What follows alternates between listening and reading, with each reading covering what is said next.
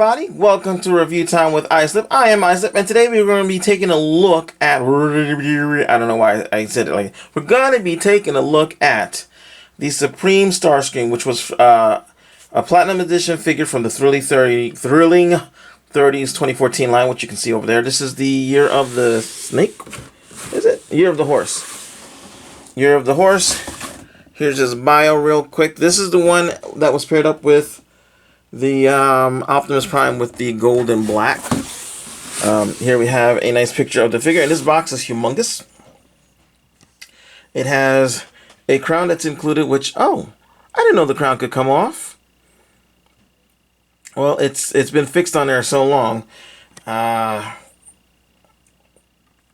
basically, this is a slight repaint of the Transformers Cybertron Supreme Starscream, which is, at the time, it's a Titan class figure now. Back then it was a Supreme class figure. And this box, there's nothing in the box, but it had a window, so if you wanted to display it, you could.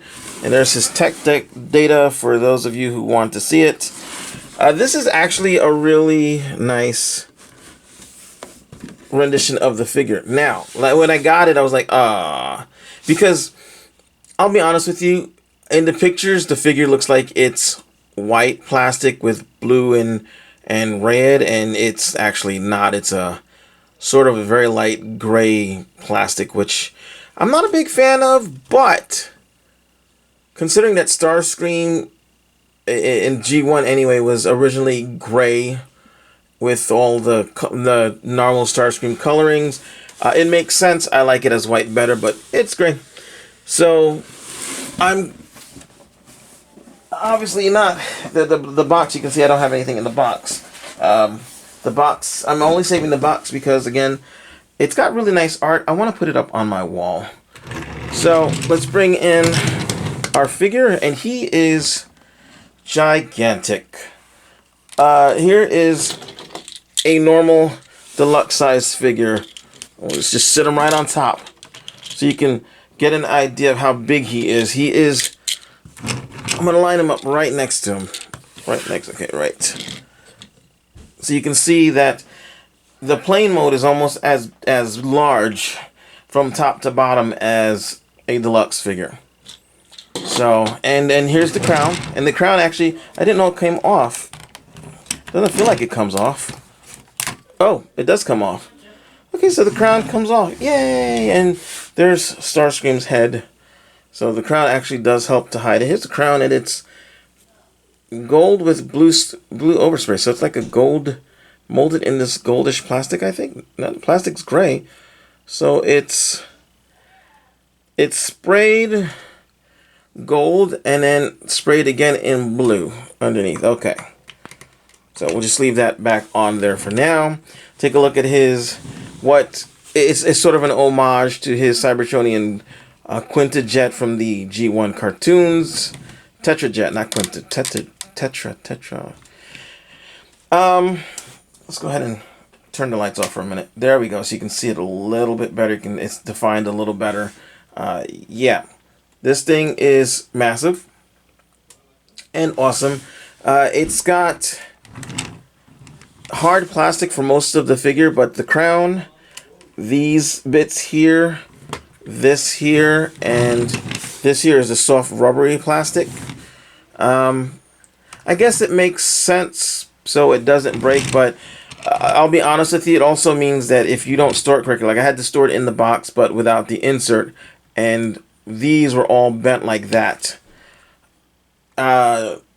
I left them out for a few weeks, and my room is really hot, so I guess the heat made it go back to its original shape.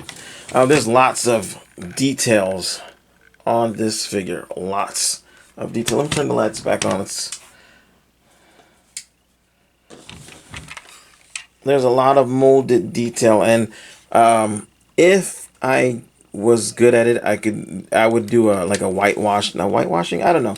One of those things where you wash it over with like the dirt to make it look like it's, I forgot what it's called, but you know, to make it look like there's dirt in the crevices, and it makes the details pop out. Here's the underside of the figure. It actually hides the robot pretty well, if I'm honest. I mean, there's the fists, obviously, right there. You can see them. But otherwise, though, like, it hides the robot mode a lot better than most jet formers do. Okay, and it also comes with 2 Cyber Planet keys. He got not just 1, 2. Now this is Starscream after I think he gets a hold of the Omega Lock, and it powers him up. I think that's what happened. I can't remember. It's been a long time since I watched Cybertron, and it makes him humongous. It transforms him into almost a combiner-sized figure. Anyway, so we've got Cyber Planet keys, 2 of them. They just cast in this amber plastic, which I don't really like this color, but hey, it matches that. And that one has a Decepticon symbol, and this one has I don't know what symbol that is, but it's got a symbol. So what you do is you stick 1 in 1, and when you push it in all the way, if I can push it in all the way, there we go. You get a blade that comes out, which can be, you can do it in this mode and the robot mode. I don't know what I'm doing. And then this one actually came out really fast. And this one, and I think it came with a, did it come with a missile? Oh yeah, it has the missile right inside. And then you push that, and the missile fires out. So, yeah, so he's got a sword on one end and a gun on the other. I don't like that. I like my figures to be symmetrical, but at the same time, it's pretty cool. Although his blade looks kind of like a butter knife to me, but it's pretty cool. It is a nice mold. I've seen this pattern before, where it's the circle and the Grimlock's weapon is like that from the Fall of Cybertron. Let's go ahead and pull that out. What is this white thing? That's where it fits in. We'll pull that out and close that. We'll pull out his other cyber key, and we'll close that. And I guess we'll get on to the transformation. Now this is going to be a little difficult because this figure is huge. Here's my hand. That's my hand. This thing is huge. This thing is, oh my god, this thing is big. Let's see. I'm trying to think. This thing is longer than my MP Optimus. This is about the length, maybe longer than my original MP Optimus, the old tall one that was made out of all metal that you could kill a person with. So yeah, so okay, what we're gonna do is, first thing we're gonna do is gonna put those out like that. Let's go ahead and split this area here. There we go. Split that, get that split. And this part is really, like, it sticks a lot because of the paint. So when you put it inside, it sticks. When you move it around, you can hear it. It sticks. Yeah. So there's that. We'll go ahead and take the leg, and it kind of this, okay, there we go. This piece here clips in underneath, well, kind of fits in the groove underneath, so it makes it a little hard to move it. But do that, and just kind of do that, and yeah, the wings fall off. The wings, they come off for some reason. I'm not sure why. Maybe the original toy, you were able to, you had to put the wings on him. I'll leave the wing off for now. Actually, no, I'll leave the wing on because it should be on him. I don't know why it came off. It's just so much force, I guess. And it's just clipped in, so you can pull it right off if you want to. But yeah, so you're gonna take that leg, straighten it out.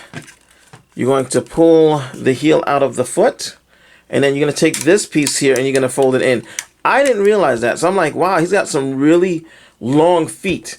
And it's not that he has long feet, it's just that I didn't realize that you were supposed to tuck the nose cone into his foot.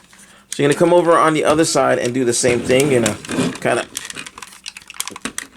pull it down and out, and yeah, I knocked into that. There we go. Out. Straighten his foot, pull out the heel, flip this bit inside, rotate it. And now, this is something I didn't realize while I had the figure, and it kind of threw everything off with the figure. This part here folds down and underneath. So make sure you do that, otherwise it's going to make your figure's proportions look a little weird. So now we've got done. So we'll go ahead and stand him up. Whoops, stand him up. And you can't do a can you do a gear walk mode? You can't really do a gear walk mode with him because of the positioning of his legs. So a little disappointing for Macross fans, but for Transformers fans, not such a big deal. Most of our original figures didn't have gear walk modes, so yeah, we'll go ahead and straighten this out. Then you're going to take this whole bit here from the crown on back, and that bends down like this. Okay, rotate these. Can you? No, you can't see what I just did. Okay, hold on. I didn't realize it was. Okay. Alrighty. Alright, so we're gonna bend it down some, and right above the crown, you're gonna bend this down. Okay. Bend that down. Rotate the wings. You're gonna come back here and take these bits. This is gonna be his arms, and they actually plug in right underneath. I'll show you that in a second. See that clip right there? That clips into this little round bit here, or clips onto. So when you bring it up, it holds it. And then if you want to, you can leave it like that, but I believe you're supposed to flip this down like so, like so. This piece splits and folds down, and there you have your Supreme Starscream in all of his robot mode glory. And he's pretty okay. Now, like I said, if you forget to do this, it throws off everything. So let's bring this down so I can show you. It throws his proportions off a lot. That really does hurt the figure. So doing this helps a lot, which is cool, because I remember seeing, I think, Make Toys Meteor, and then you can put these forward if you want to, or leave them down. Can do that. Can bend the little crotch plate thing, and I kept thinking, wow, that would help so much. Now the only, I mean, it's a cool toy. It doesn't have a lot of articulation. We'll go over that. But the one glaring thing that I really think, you can take this off. That looks awesome. The one thing I really dislike is that his elbows are here instead of up here. So it makes his forearms look really short. I don't like that. But yeah. Now he has, it looks like he has lights and sounds. So I'm going to go ahead and stick a Cyberplanet key in here and see if it does anything. Does it do anything? No, it does not. I guess that's just a place to store them. Maybe I have to put both of them in. Let's see. Nah, they're both in. I feel like there's something that should be happening. Oh. And maybe he doesn't have battery. Oh. Yeah, maybe he doesn't have batteries in him. Because I feel like this should be doing something. And it is not. And there's a thing right here to make noises with, and it is not making noises. So that'll be a project for another day to figure out what is supposed to be going on. I'll do maybe an update video another time. But yeah, that said, he is a pretty awesome looking figure. He is a pretty tall figure too. Again, here is a deluxe class figure right next to him. As you can see, He is small. And when he was fighting Megatron, I think he was about twice the size of Megatron almost in this series. So yeah. So we'll go ahead and put this back on. And he doesn't come with any weapons to go in his hands. He has the sword and the knife, which we can go ahead and make come out with his Cyber Planet keys.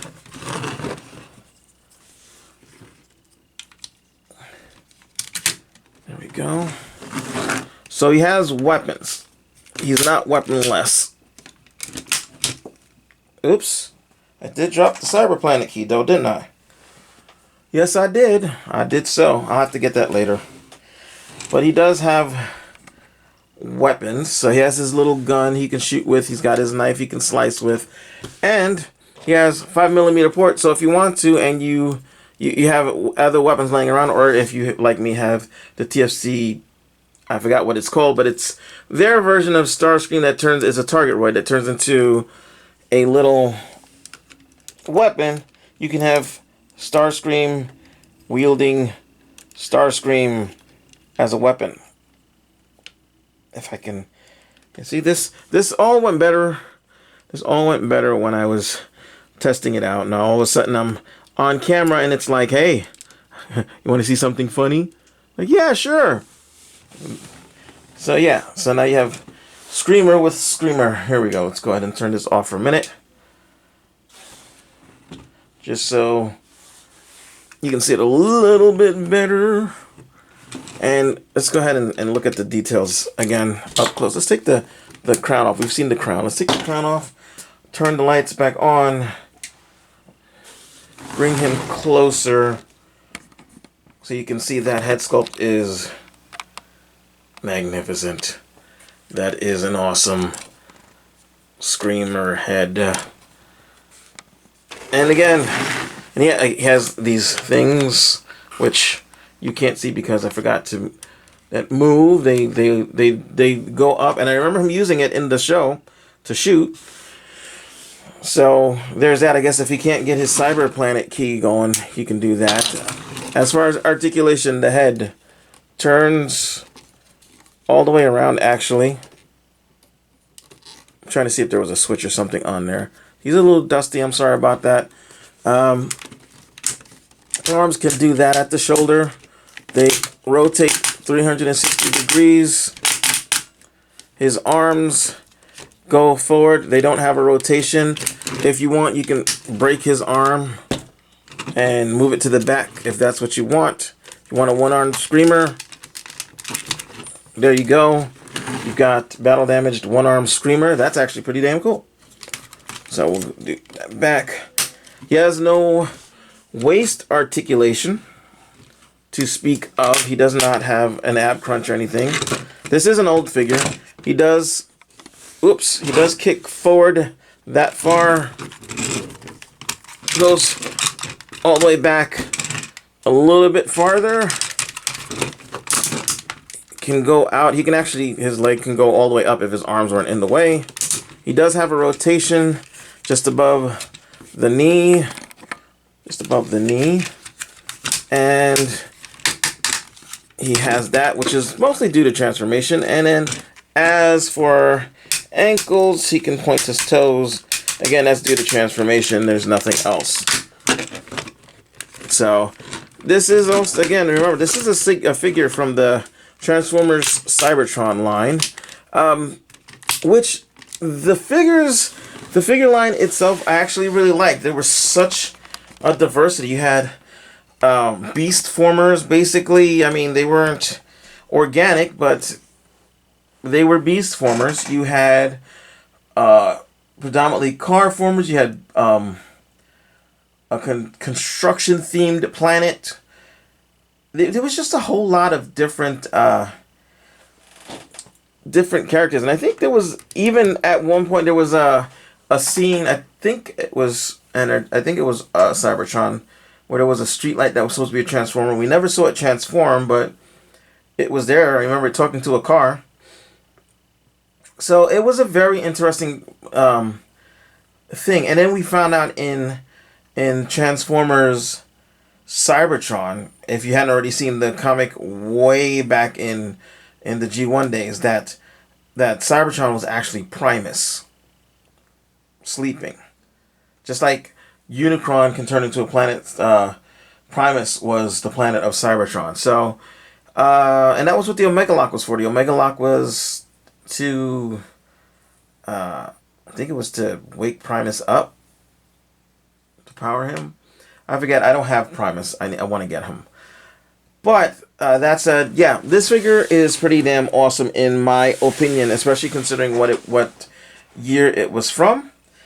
I think it was just running. It was running $50 on Big Bad Toy Store. I got it as. Did I buy it or did somebody buy it for me? I think somebody bought it for me as a gift. I think my sister might have. I can't remember now if she did or if I did, or if she gave me a gift card and I bought it with it. I don't remember. I'm old. You're going to have to forgive me. But that...